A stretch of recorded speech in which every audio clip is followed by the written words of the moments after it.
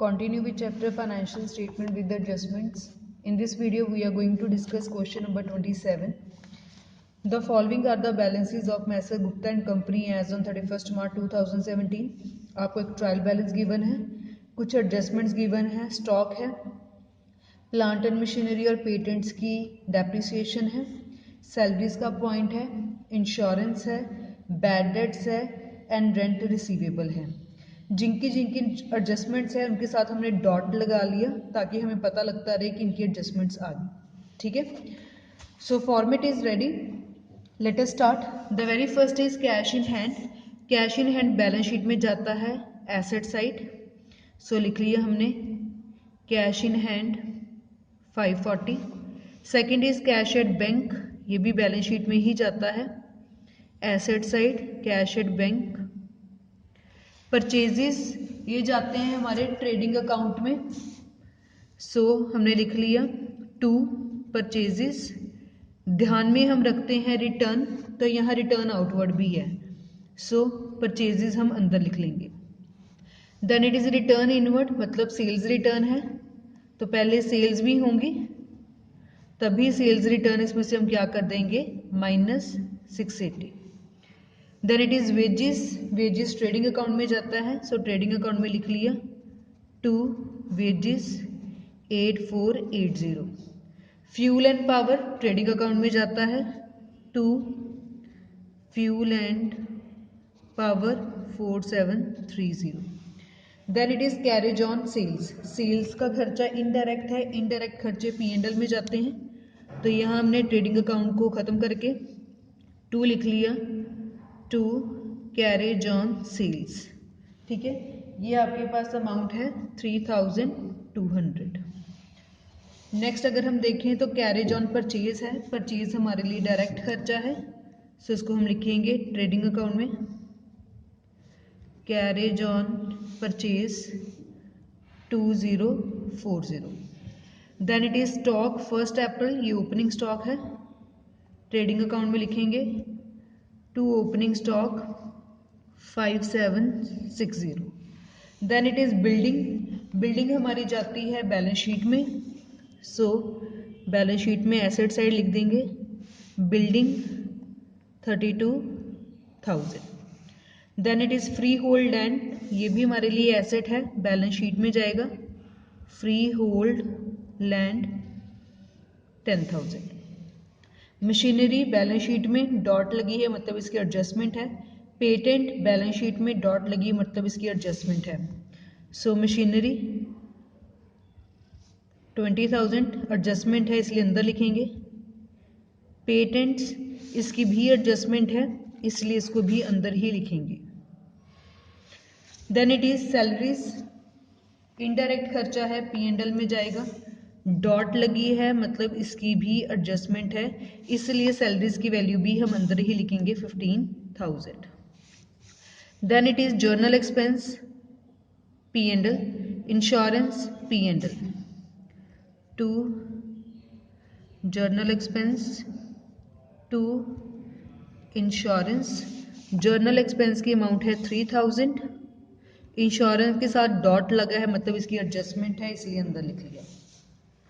Then it is drawings. Drawings capital में से minus होते हैं. सो यहाँ जब हम कैपिटल लिखेंगे तो उसमें से हम ड्राइंग्स क्या कर देंगे minus.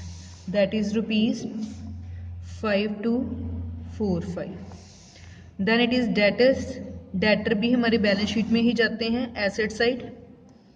Sundry debtors.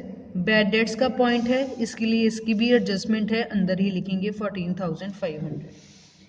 Then it is sales. Sales हमारे जाता है ट्रेडिंग अकाउंट में 98780 और माइनस करके हमारे पास बाहर आ गया 98100. रिटर्न आउटवर्ड मतलब परचेज रिटर्न है. सो माइनस कर देंगे परचेज रिटर्न 500, ये आ गया 40175.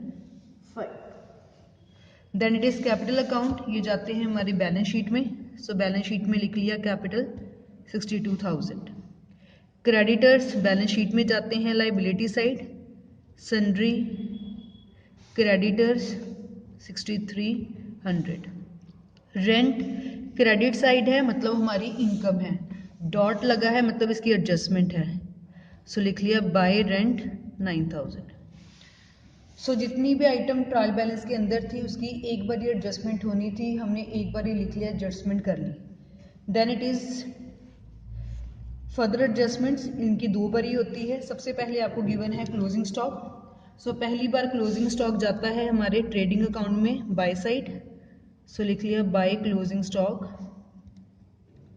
सेकेंड टाइम क्लोजिंग स्टॉक जाता है बैलेंस शीट की एसेट साइड, सो लिख लिया closing stock. Then it is plant and machinery is to be depreciated at the rate 10% and patent by 20%. Depreciation लगानी है 10 and 20%. So minus depreciation, इसकी depreciation calculate करेंगे तो ये हमारे पास आ जाएगा 10% मतलब 2000, माइनस करके बाहर आ गया 18000। पेटेंट की डेप्रिसिएशन 20% है, सो इसके ऊपर 20% कैलकुलेट किया, ये आ गया आपके पास 1500, माइनस करके हमारे पास आ गया 6000। सो एक बार डेप्रिसिएशन हमने यहाँ दिखा दी। सेकंड, ये हमारे लिए इनडायरेक्ट एक्सपेंस है, सो हम प्रॉफिट एंड लॉस अकाउंट में दिखा देंगे to depreciation plant and machinery and patents. Plant and machinery के ऊपर है हमारा 2000, पेटेंट है 1500, टोटल आ गया 3500। क्लियर। नेक्स्ट है salary for the month of March amounting to 1500 were unpaid. Salary का खर्चा था 1500, अभी तक हमने पे नहीं किया, मतलब आउटस्टैंडिंग है, और आउटस्टैंडिंग क्या होते हैं हमेशा प्लस, सो यहाँ कर देंगे प्लस आउटस्टैंडिंग सैलरी 1500, बाहर आ गया 16500। एक बार यहाँ आउटस्टैंडिंग प्लस कर दिया, दूसरी बार जाएंगे बैलेंस शीट में, outstanding salaries 1500। Then it is insurance include a premium of 750 on a policy expiring on 30th of September।